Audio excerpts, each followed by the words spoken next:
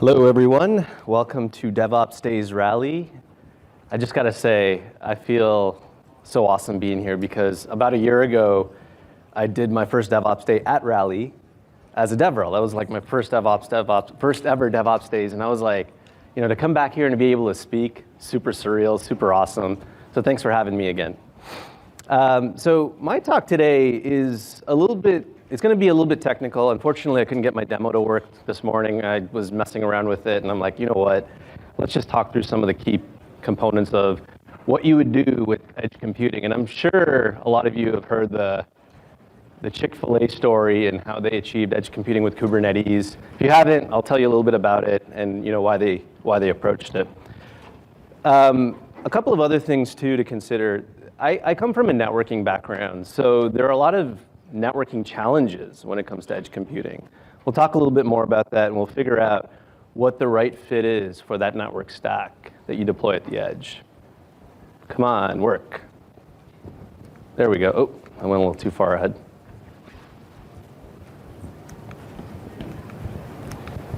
Okay, so yep, that's me. One thing I will say is while I am a platform advocate at Solo, I do a number of other things for the community. I'm running an event called Kube Huddle that's happening in Toronto, so please go check it out. I'd love for y'all to come by too. But I'm also part of an ambassador program for EdiHub. And part of the reason I decided to join that, it's a smaller community, but it's focused entirely on open source collaboration and community, and then code afterwards. And the main reason I decided to join that community was because there are a lot of individuals there that want to grow their career. They want to get into the world of cloud native and DevOps. And I'm not a developer, but I lived a technical life. And so there are a lot of things that I can relay, and I felt like, okay, let's go join that community and be a part of it and see what we can do to lift everyone else up. So I'll recommend you go check it out too and see what goes on there. With respect to edge computing, it's a very interesting environment and setup, but that's not the right slide. Oh, that is the right slide. Okay. So when it comes to setting up the edge, there are a lot of different considerations you have to think about. The first and foremost consideration is the why. Like, why am I even considering using edge computing? And there are a variety of factors. You might think about the fact that I have these high-performing applications that are susceptible to latency issues, so I'd rather have them more located to whoever's accessing them. I might have a situation where I want to take my application and distribute it across multiple edge locations. And sorry for the folks that like cloud, maybe I want to get away from the cloud and run my own cloud in a very highly distributed environment. But there are so many different challenges to consider. One of them I'm going to talk deeply about, and it really falls down to the networking aspect of it. But there are other challenges too, like people. Do you have the right expertise to be able to build out this edge compute solution? Do you know what you actually want in your edge stack? Do you know the kinds of applications you're going to run? Do you know how much it's going to cost you in terms of procuring hardware, lead times, installation, and then having to make sure that things go well before you go live, and so much more. And then there's the whole other side of it is, okay, we have our edge up and running. How do we see what's going on? How do we know that this is still the right fit? And if we can continue to add or iterate on top of our edge. But what does that edge actually look like? Come on, change on me. There, that's way too. This is the slide I missed. I was wondering where that slide went. Okay, so what is edge computing? I felt like I missed that slide. I'm like, where did it go? So edge computing can mean a lot of different things. How many of you run edge computing today? Y'all are lying to me. You can't come to this conference and tell me you don't have Docker installed on your laptops or your MacBooks, because that is effectively edge computing, except it's on your system. You're not exposing it to anyone. No one can mess around with it or access whatever app you've deployed. But on the other hand, the principles are still the same. You're providing CPU, memory, disk, network access, and a lot of other capabilities so that you can run that app, except your laptop isn't meant to be production oriented. It's not meant to be deployed into production like the way you would with servers. Now, when we think about the edge, though, we're not thinking about deploying these large rack servers there. We're thinking about something as small as we possibly can. How many of you have played with NUCs before? Or the Jetson Nanos?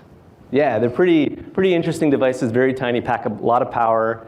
They can do a lot, but with the innovations that we've seen in cloud native, with containerization, and with what Kubernetes has done, well, Kubernetes and the edge are the perfect fit. It's like marrying these two amazing things together, and now you can pretty much do whatever you want. So let's skip ahead to this next slide. Let's think about some of those challenges, though, when it comes to those edges. I deploy an edge at, let's say, a branch location, or a retail store, or even in my basement, and you're running a bunch of apps, and you start to think about what do I need to do to be able to see everything that's going on? I mean, there are open source tools out there like Prometheus and Grafana that give you a glimpse of what's going on, but you need something a little bit more larger scale, especially when you're operating hundreds of edges in different locations. You need to know about those changing network conditions. What happens when you lose a circuit? How do you fail over to another circuit? Is it automated? Are you using something like SD-WAN to make that possible? Do you have systems in place to be able to accommodate for those failures? You lose an edge, can another location take on that traffic? And so observability is like very, very critical. And that previous talk by Sarah is very fitting even for the edge. Sarah also mentioned at the very end of her presentation around tracing. Tracing is also very important too, because even though you have applications, very small ones running in containers that run at the edge, they may be talking to other applications across other edges too. And so that tracing element really helps because it can help you determine, are my applications geographically co-located so that they perform better? Or do I have an application or an instance that's hopping across the pond to make an API call to an edge that lives somewhere in Europe, which might not be the best fit, might not be the best approach altogether. So we need to see what's going on. And the tools that we have at our disposal are wide-reaching. But the reality is, there are various tools that you can pick and choose. You just have to really think about what's necessary for your edge and how much you can actually deploy onto that edge. Because the other considerations come about. Think about the fact that you have, let's say, two of these NUCs that have, 8 CPUs combined and 128 gigs of RAM, and maybe 2 terabytes of disk. What can you do with that? And oh, by the way, you're limited by your circuits. You have two 10 meg circuits. What can you do with that? I mean, there's a lot you can do, especially if you decide, I'll process a lot of my data locally and then I'll batch transfer it when I need to, which does help. Next. There we go. The other element too to consider is security. So security is very important in the sense that you have different applications that might be deployed to these edges. And then you also have to consider where you're pulling these applications from. Have they been built appropriately, especially if you're pulling them off the shelf? Are they keeping in line with any sort of vulnerabilities that come out so that you can change as that vulnerability has been patched?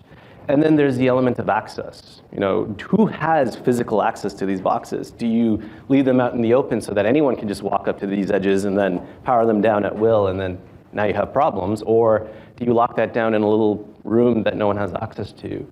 And that's just the physical side of it. What about accessing the operating systems? What about accessing the clusters themselves, the applications that live on them? Maybe you don't want individuals to be able to access that, and you'd rather have API keys and tokens that allow you to access Git repos instead. And so you pass in your changes that way, and then it gets reflected GitOps style. But then there's also the element of, okay, if we have these different applications talking to each other, how do we provide, I hate to use this word, zero trust. Such a marketing term, I know. But how do you provide that layer of trust between all of those different services, especially when you have cross-edge communications going on? What's my next slide? Where is it? So before we dig into that, there's already an excellent solution out there called KubeEdge that addresses a lot of the ways that you can deploy your applications to the edge. It addresses this element of, okay, I want the experience of Kubernetes running inside of my edge without actually running Kubernetes. Now, in a lot of scenarios, this might be great if you have HTTP-based or MQTT-based applications and nothing more. And the reality is the edge is not meant to, especially with KubeEdge, is not meant to be a full-blown Kubernetes cluster. So how this all works is you deploy a control plane, a Kubernetes control plane somewhere else, whether it be in your own data center or in the cloud. And then your edge locations deploy kube-edge, which actually isn't Kubernetes. It can talk to Kubernetes and understand instructions from it, but it uses its own stack. And while that's great, while it's very locked down and gives you all what you need to be able to run an application on top of this, it's not the same. I mean, you still have access to a pod, but then you actually close yourself off to being able to use other tools in the cloud native ecosystem, primarily because this is not a native Kubernetes system. You're actually using additional components like EdgeD and Edge Hub to be able to facilitate how this all works. So in a lot of ways, this might be great to start, but once you start finding out that you need much more Kubernetes flexibility is where you'll start to realize something like Kind, K3ds, even full-blown Kubernetes might be a much more better fit. But this is not the real true problem that we're experiencing here. I mean, it's easy enough to just deploy a single NUC with Ubuntu on top of it, deploy Docker, maybe even deploy KVM, and then you could do both containers and VMs at the same time. The bigger challenge is the networking. And the reason why I bring that up is because there's so many aspects and facets of networking, like I kind of previously alluded to before. You know, you have to consider your circuits. Are you going to have a single circuit? Are you going to have redundancy? Are you going to have bonding so that you have access to all that bandwidth? Are you going to have the right routing in place so that if you have a failure in one location, we can physically route to another location? And then there's the element of DNS, and then, oh, by the way, you know, how do we make sure that these networks stay online? What happens when they go offline? There's so much we have to consider here. So we have to think about that right network stack. The right network stack actually is comprised of pretty much anything, but this is just much more opinionated from my lens. So you're going to need some physical hardware or access to a cloud environment. You're going to need access to some sort of virtual networking. And what's interesting is the SDN layer, the software-defined networking layer, is always going to be important. By the way, software-defined networking is the evolution of physical networking, where you can build many, many networks on top of your physical ones. But then when you take it a step further, that's where we see container networking. So you've got your physical stack, you've got your virtual stack, and then you realize you need a cloud-native stack on top of that.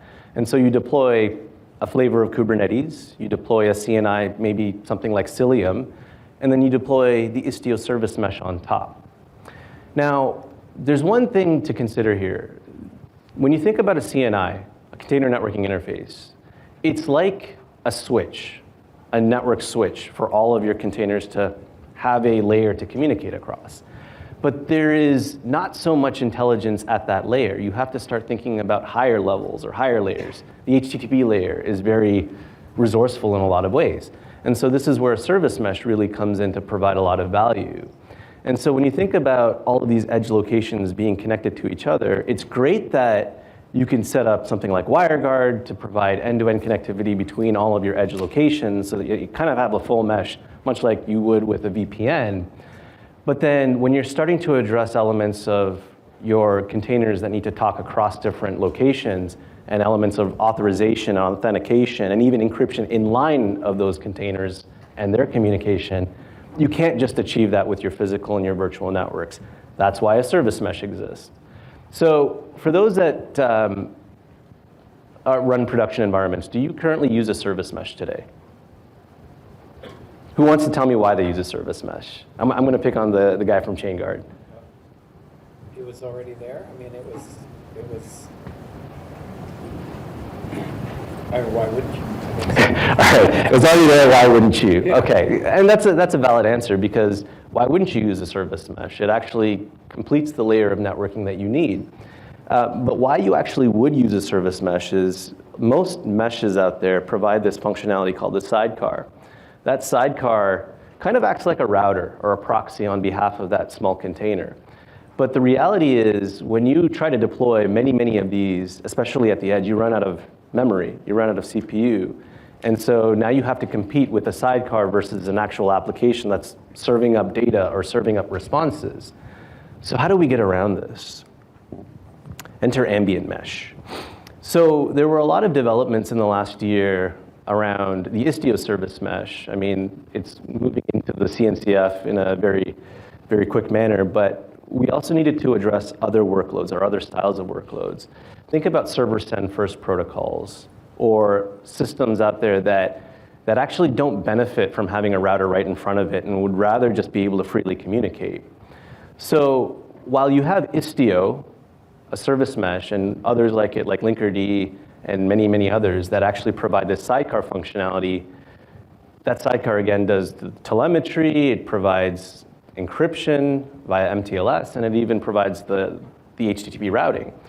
But if we want to save on resources, we need something a little bit lighter weight. So, if we drop the sidecars, what do we have? Well, we have ambient mesh. So ambient mesh is actually just another mode of Istio that offers sidecarless. And that sidecarless approach really means that a lot of that sidecar functionality shifts away from the actual app and lives more at the node level. So you're consuming less resources, you're still providing the same experience of a service mesh. You can have service-to-service connectivity and discovery across multiple environments. What actually changes? Well, yeah, you're saving on CPU and memory, and there is some functionality change as well from the sense of your sidecar is no longer present, and if that's shifted elsewhere to something called the Z-tunnel and the waypoint proxy, well, how is this different than our traditional routing? Like, hey, we've just layered or tiered our routing. Well, what ended up happening was that Envoy proxy that we use for the sidecar, we decided to rebuild it just to provide functionality, and we did this with Rust. And the primary reason for this was to be able to consume less resources and memory and just be a lot more efficient in how Z-tunnel assumes identity of a workload, how it goes out to process and create tunnels across to other Z-tunnels, which is a very, very deep concept to discuss. But it's actually the reason why we're here. So if you think about networking back about 10 years ago and we needed to connect up various sites, what did we use? We used maybe a private network that our service providers gave us, L2 VPNs, but if we didn't have enough budget, maybe we decided to use something like IPsec. Well, we just went back in time, brought those concepts right back into ambient mesh. Let me tell you why. So as I said, ambient mesh takes that Envoy proxy and slims it down for the sake and purpose of providing layer 4 and MTLS. But if we take that approach and now slim down the amount of resources, we have more room to run other applications at our edge. But this is not the key interesting aspect of it. It really comes down to, where's that next slide? There we go. It really comes down to, what does this really look like at scale? So with some more innovation and some of the work that Solo has put in, what they decided to do was create a double H-bone setup. So I'll talk about H-bone in a second. But how many of you remember GRE over IPsec? Yes, oh, well, a few of you. So it was a mechanism to allow you to tunnel, or double tunnel. One tunnel would provide encryption, and then the other tunnel will actually allow you to trade routing information. So you can create much more of a fabric, an end-to-end fabric across various sites. Well, that's exactly what ambient mesh did.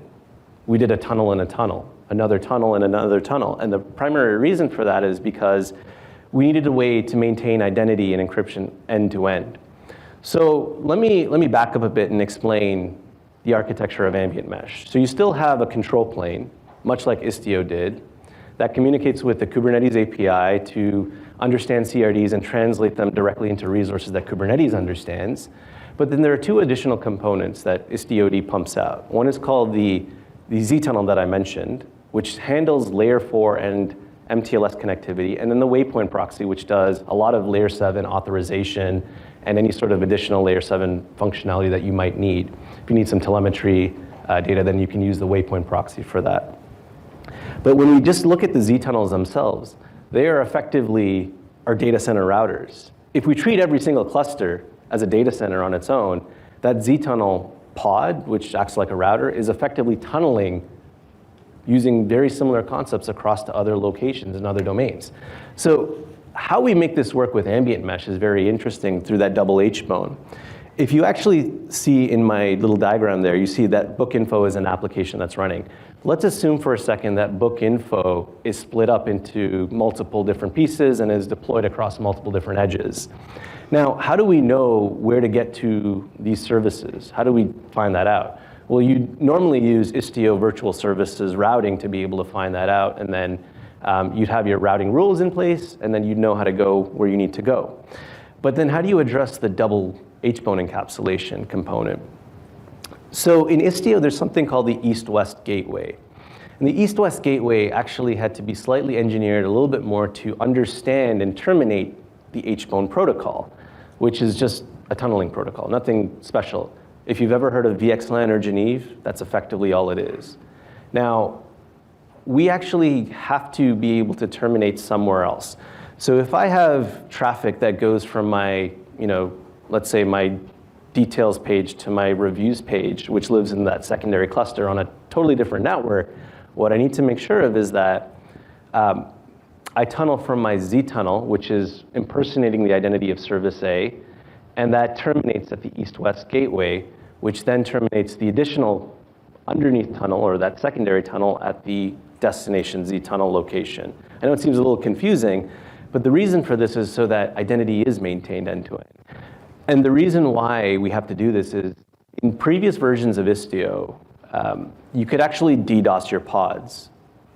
And that's something that is a security risk. You can DDoS your pods if you didn't have that secondary tunnel in place, primarily because you could have anyone that would establish an HBone tunnel and then ultimately assume or pretend to be another pod and then effectively compromise your environment. And that's something that we didn't want. So to work around that, yes, there's double encapsulation.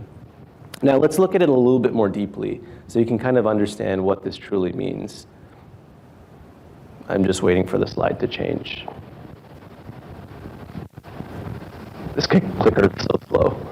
Okay, I just have to manually do it. So this is how it visually looks, right? If you can actually, I wish there was a laser pointer here. Maybe there is there? No, it doesn't show up. No, not gonna happen. All right, so you have these different services across these two different networks, or two different clusters. Now service A wants to talk to service B. How does it know how to get there? Well, there's a couple of things that go on. We have to provide some level of service discovery. So in the first cluster, we'll have to know. Why is this not working anymore? Oh, there we go. We'll have to, dang it. So like just hold it up? There we go. Okay, all right. Okay, so service A needs to talk to service B. What actually happens is service A, because it's co-located on the same node as this Z-tunnel pod, will send its traffic there. Z-tunnel will impersonate the identity of service A. So when it actually has to head over to the east-west gateway on cluster 2 over network B, it actually needs to communicate with that east-west gateway there and terminate. But it needs to prove its identity. So it's proving it's the identity of service A, which is fine. And that's okay because of the service discovery that's going on behind the scenes. Now, what ends up happening is that east-west gateway on network 2 will terminate another tunnel for that Z tunnel on that destination node or destination cluster, and then effectively that traffic gets unencrypted and goes right to the service itself. But this only works if you have that double encapsulation. Now, HBone, by the way, stands for the HTTP-based overlay network encapsulation. Again, if you want to go read about it, there's some Istio documentation on it. In fact, if you start reading that documentation and go look at the code, you'll start to realize it is using Geneve under the hood or VXLAN under the hood. And that's just because why reinvent the wheel when it's already there, right? So what happens when you have to do this at scale, when you have to do edge computing at scale? How does that look from the platform engineering lens? How many different networks do you want to have to manage there? How many different clusters do you want to have to sit there and deal with? And so there are approaches out there that you can take. You could do this all by hand using GitOps, and quite honestly, that could take you a bit of time. You could take tooling out there from various providers that give you a platform to be able to build out your environments. But if you're looking at it from the lens of application networking, this is where Solo kicks in. Solo's Glue platform effectively has their single set of CRDs that translate directly to Kubernetes and Istio. So you're pushing out one set of configurations, and that gets applied to wherever you want to, especially when it comes to multiple edge locations.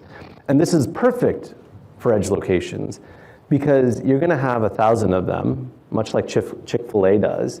And you're going to have to realize that it's not easy to sit there and manage network policy, authorization policy, your routing rules, your observability, and even your authentication across these different locations. So something like Glue Platform might be the right fit for you. That being said, I'm trying to figure out what my next slide is. That being said, let's think about some of these edge computing use cases. So you're seeing this today. You're seeing smart cities starting to pop up. You're seeing how edge computing has been heavily influencing the healthcare industry, because if I can have localized compute, higher processing power, and if I can store things, let's say at a very small doctor's office, but still get that full effect of what I'd get in the cloud, it's a perfect fit. We're seeing this move into the world of IoT. We're seeing how all these different, let's say, delivery trucks, UPS, FedEx, are starting to embrace edge computing a lot more, primarily because they see the value in being able to track where their vehicles are, what's going on with their vehicles, if there are any sort of issues with the way they need to get to their destination. You're also seeing how edge computing is impacting traffic systems so that you can have a better flow of all your vehicles moving around. Agriculture, another wonderful area where edge computing is being heavily used. To understand the climate, the temperature, and when it's going to rain is really impactful for a lot of farmers out there. Like, hey, now I can plan better in terms of when I can harvest. So there are a lot of different use cases that are starting to pop up in the world of edge computing, and then you start to realize there's opportunity here. There are areas that are left untouched, untapped, and we need to dig in a little bit further. And this is why service mesh and that network stack I described earlier is the best fit. So I want to end here and say, if you are ready to embrace edge computing, I highly suggest you check out a couple of books. There's two. The first book is Edge Computing Systems with Kubernetes by Sergio Mendes. He wrote this book, and it's based off of K3s and uses Linkerd, and that's fine because a lot of those principles are highly transferable to using Istio and service mesh and full-blown Kubernetes. But the book lays out a lot of important details as to how you would approach it. It lays out a lot of details as to problems you would want to solve. It lays out the details around how you achieve observability and security. And so finally, when you think about, okay, I've got my edge computing solution figured out, how do I address the networking? Now you can dig into ambient mesh. So if you have any questions about edge computing, don't ask me now, ask me at lunchtime. I want to thank you all for your time. Take care, enjoy the rest of DevOps Days.